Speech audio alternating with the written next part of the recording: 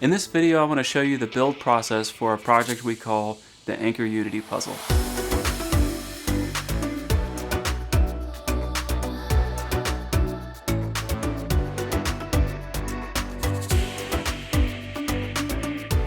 Hi, this is Steven with TavenWood. Welcome to my garage. I'm glad you're here. I'm excited to share this with you. And since this is really the first content I've posted on this channel, let me briefly explain what you should expect to see going forward. Over the past 4 years, I've been diving into the world of CNC woodworking, and while much of what I do does rely on traditional woodworking, which I knew very little about when beginning this journey, I tend to focus on projects where the core design might not be feasible without the unique benefits offered by a CNC router. In other words, I really want to focus on what's possible with CNC woodworking. This project is a good example of that, and towards the end of the video I'm going to share some upcoming projects that I want to post to this channel, so I hope you stick around and take a look at that. So you might be asking, Steven, what's a Unity puzzle? I've never heard of such a thing. Well, you're probably familiar with a Unity candle, which is used in a wedding ceremony to symbolize two people joining together. Well, similarly, a Unity puzzle is several unique pieces, and in this case, wooden pieces, coming together to create a picture, a beautiful picture of families joining together. When we learned that my sister was getting married, my wife came up with the idea after seeing some of these puzzles online, and I think it went something like this. Hey babe, you can make one of these, right? But it needs to be an anchor. Yeah. She knows me too well. She knows I love a challenge and doing something I haven't tried before. So she came up with the idea. The anchor comes from my sister and her now husband's love of all things nautical. So it just made sense. So she came up with some initial drawings and I went to work on the CAD design. Now I don't plan to cover the CAD design in this video as it would be too long. But if there's enough interest, leave a comment down below. I'd be interested to hear from you. Maybe I can do it in the future. All right, let's get to the build. For the anchor, I decided to use one of my favorite woods, Ambrosia Maple. It's just a beautiful wood. It has all the qualities of hard maple, but each piece is so unique. I thought it was perfect for the nautical look, but since it's a maple, it also have great contrast against the walnut backboard.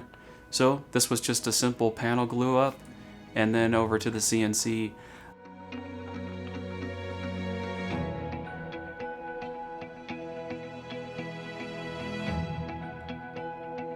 I would recommend not gluing your clamp block to the piece unless you want to sand it off.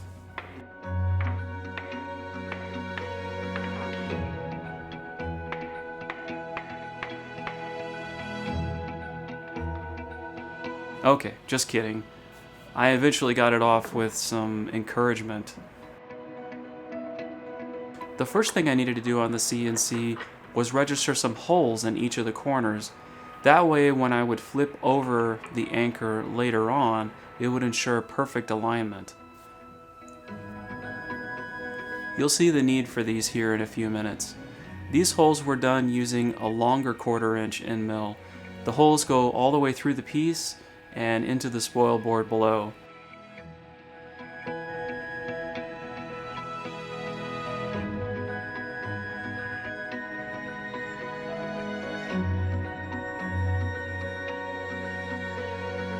Next, I switched to another 1/4 inch end mill where I did a rough pass of the 3D profile of the anchor.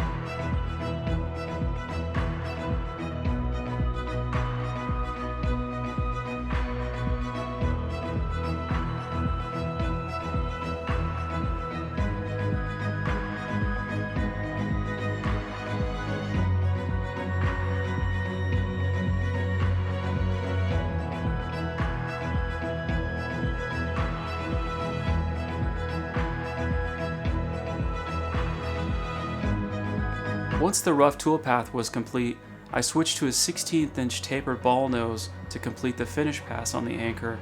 While I don't recall the exact length of time, it was probably between 1 to 2 hours to complete this toolpath.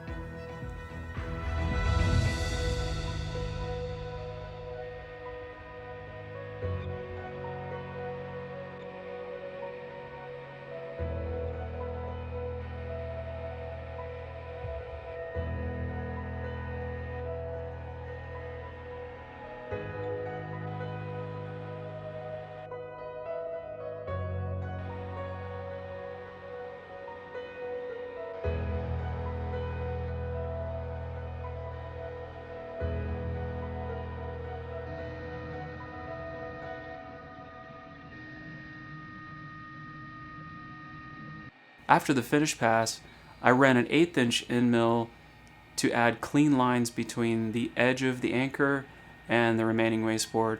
I've noticed this is needed with some 3D models, as the outside edge may not be clean. This is mainly done to reduce sanding later on. Next, I switched over to a 60-degree V-bit to V-carve the lettering on the front of the anchor.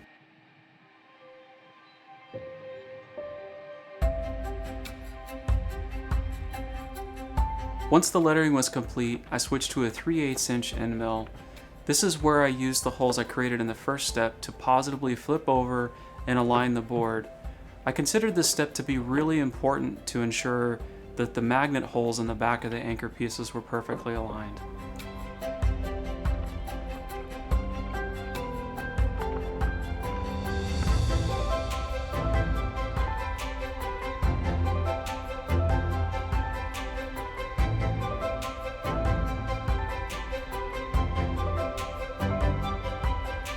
One more flip and we're on the last toolpath to cut out the anchor pieces.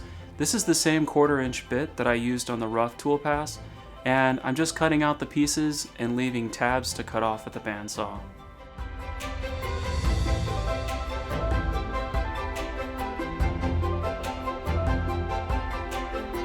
As I'm cutting the pieces out, you might notice the bit didn't cut all the way through.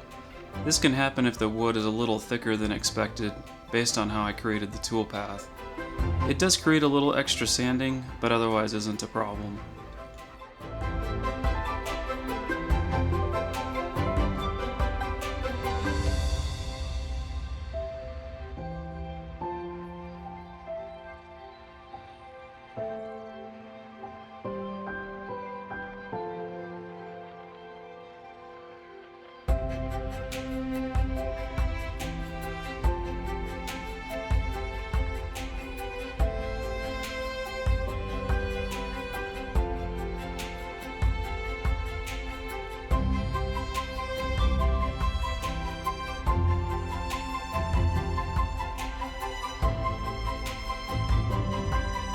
Then, I just needed to remove the circle left over on the anchor head.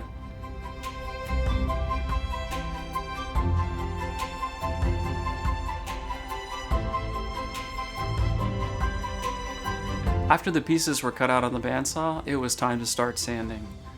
And let me tell you, there was a lot of sanding. There's a lot of hand sanding, filing, using a chisel, using a random orbital sander. But fortunately, I'm going to spare you and only show you a quick glimpse of that.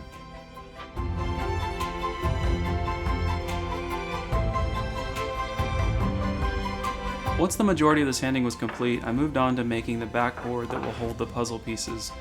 I wanted there to be good contrast between those puzzle pieces and the backboard, so walnut seemed like a great choice.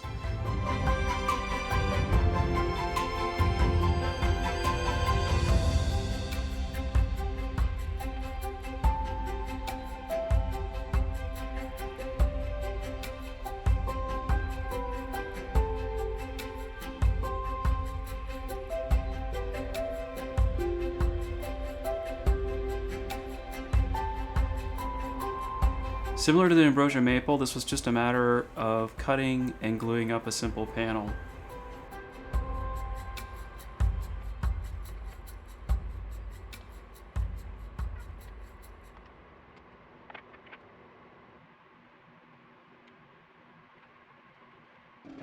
Once the panel was dry, I scraped off the excess glue and ran it through the drum sander.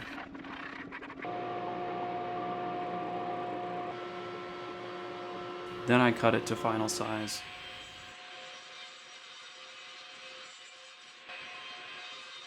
Since Walnut has an open grain, I wanted to fill the grain to give the backboard a smoother finish. The grain filler I chose to use is called Aquacoat, and it's a water-based filler. Applying Aquacoat is pretty simple. I started with a flexible putty knife, spread it around, and then used an old plastic card to really push the filler into the grain.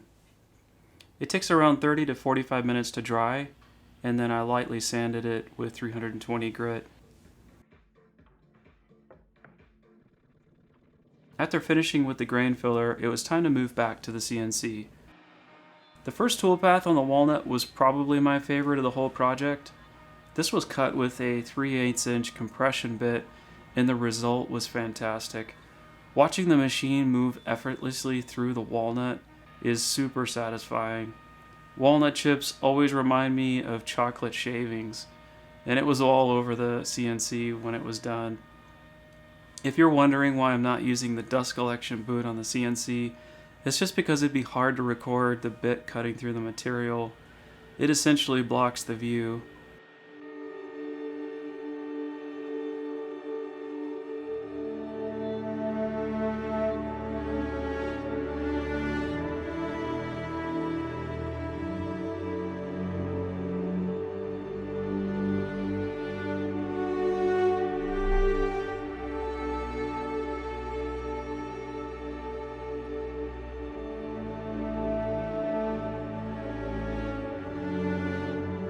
It did make quite a mess though.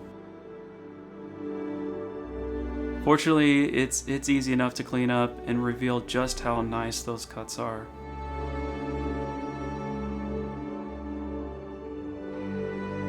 Using the same bit, I then cut magnet holes on the backboard.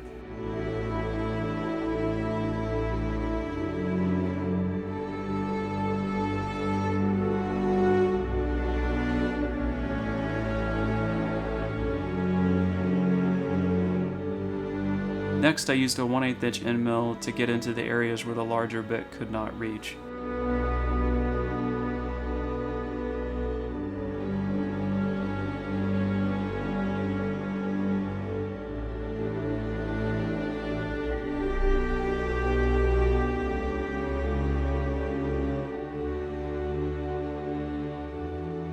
The last toolpath was to V-carve a verse just to the left of the anchor.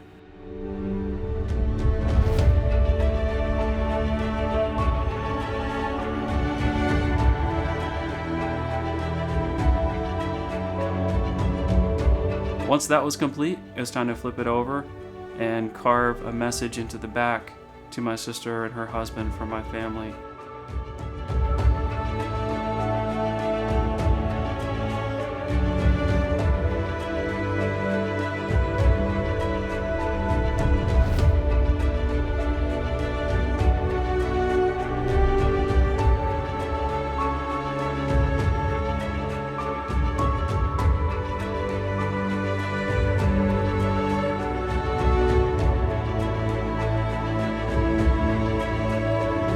Add the TavenWood logo to the bottom.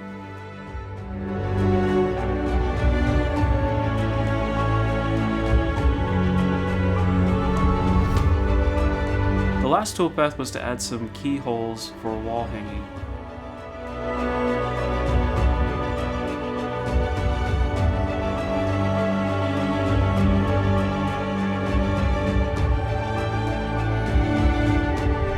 I wanted to add a chamfer to the edges of the backboard, but at the time I made this I didn't have a regular router table.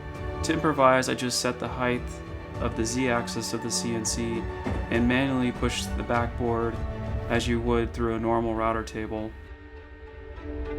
Don't worry about those messy edges. I did spend quite a bit of time cleaning those up.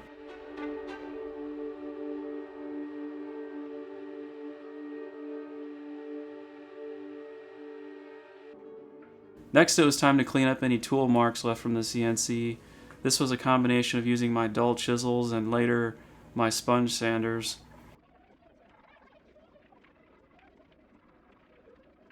I then glued in the magnets for the backboard.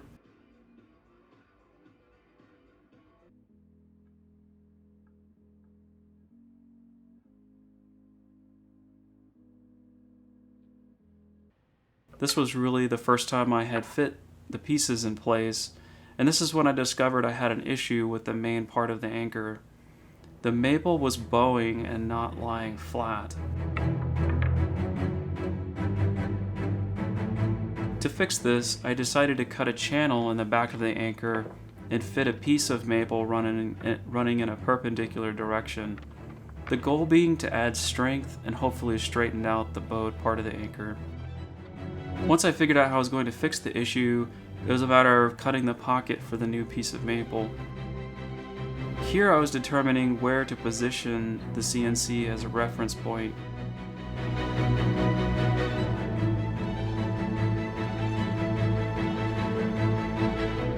Unfortunately, I made a mistake here that could have been catastrophic.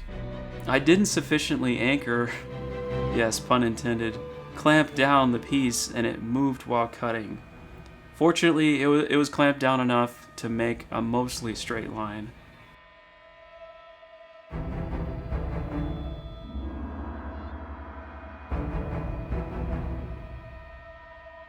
Then it was just a matter of cutting a piece to fit the hole.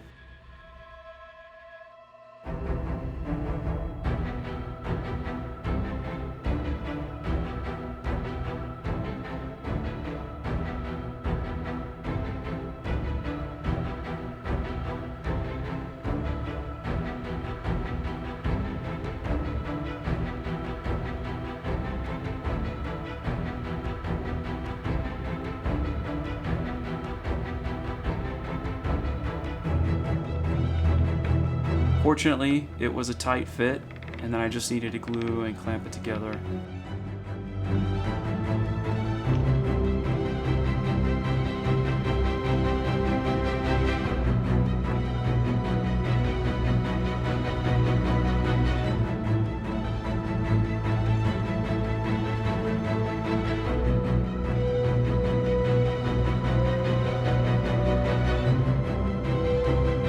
Then, I needed to fix the problem caused by the mistake I made of not clamping the piece down. I figured the easiest way to do this would just be to use some CA glue and sawdust from the maple. I knew it wouldn't be perfect and the color wouldn't match, but it was on the back of the piece, and anytime someone would see it, there would be a story to tell. At the end of the day, I'm pretty sure I'll remember to sufficiently clamp down pieces in the future. Now it was time to go back and test fit the pieces again. It wasn't completely flat, but it was much improved. Most of the bow was gone, and I figured with regular wood movement, it probably wouldn't be an issue at all. With that out of the way, it was time to fill in the magnet holes with wood plugs. The magnets I used are 1/2 inch in diameter. I just took some scrap pieces of Ambrosia Maple or Walnut and essentially cut 1/2 inch dowels to plug these gaps.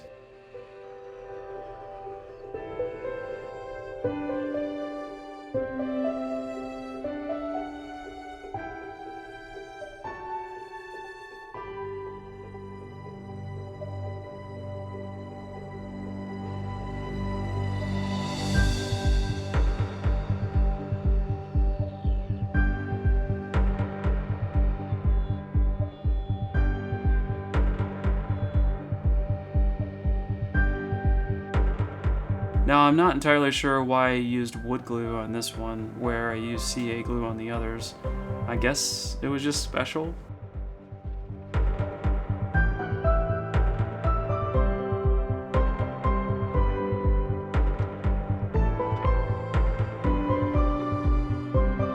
This ended up working okay, but I'm sure there's a better way to remove the excess, such as a sharp chisel.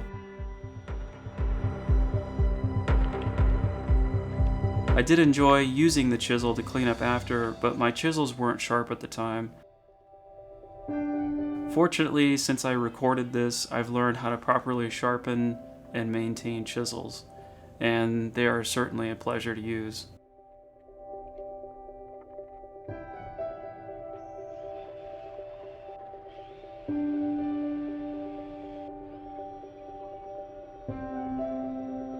One more test fit before the final sanding, and then we're on to the finish.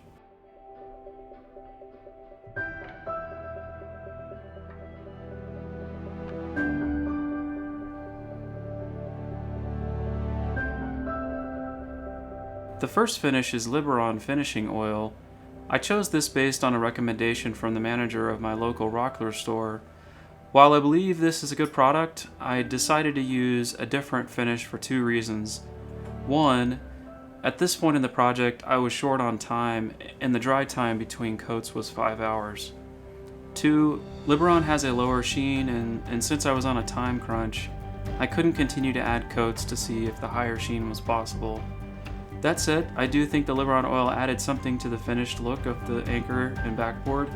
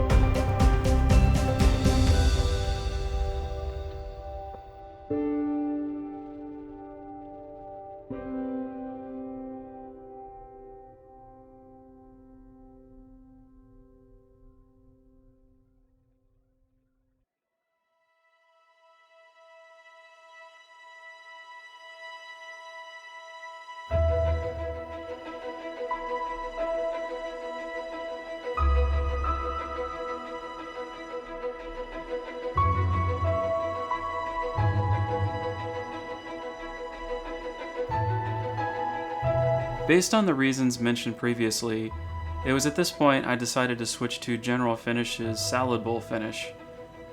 Since I had just used this on another project, I was familiar with the dry times and I knew it would provide the result and sheen I was looking for. And I was not disappointed. I really like the way this finish turned out. It has a great sheen and it was very smooth.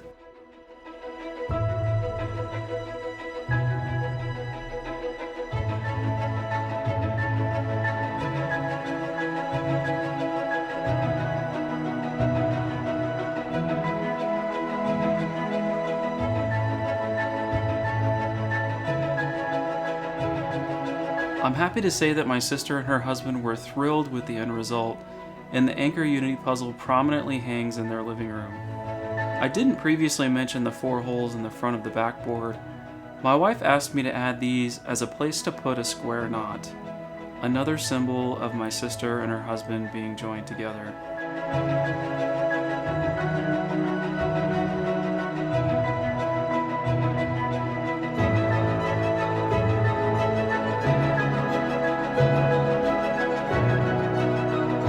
I'm so happy you're still here. I know this was kind of a long video, but I can't tell you how much I appreciate the support from you.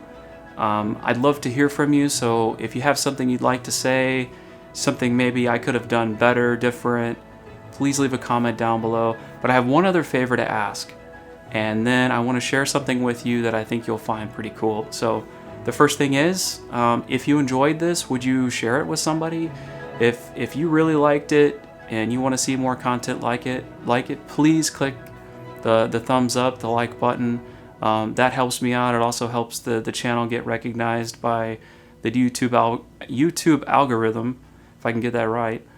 And then the goal of this channel is to provide, CNC woodworking content, and that's what I plan to continue to do. So I have 2 projects that I've recorded. Actually, I have more than that, but I have 2 projects I've recorded. One of those I want to do next. So the first one is a maze. This was a maze created for an escape room, and I replicated it. So I made one, and then I made another one so I could do a better job of filming it. And then the second one is a clock, a Texas A&M clock, where I filled the A&M logo with epoxy to give it the right look. So I'd be interested to hear which one should I do next. Put some comments down below which one you think would be best. Be interested to hear that. I'm Steven from TavenWood. Thank you for watching, and I will see you next time.